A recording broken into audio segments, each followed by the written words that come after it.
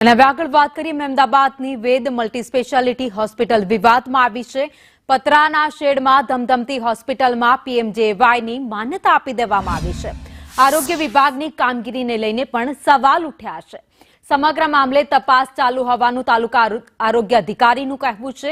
મુલાકાત લીધી ત્યારે બધું યોગ્ય હોવાનો અધિકારીએ દાવો પણ કર્યો છે। યોજનાના નિયમો મુજબનું સ્ટ્રક્ચર છે કે કેમ તેની પણ તપાસ કરાઈ હતી। હોસ્પિટલે રિનોવેશન માટે જાણ કરી છે તેવું અધિકારી કહી રહ્યા છે। જિલ્લા કક્ષાએથી કમિટી બનાવી તપાસ વધુ કરવામાં આવશે।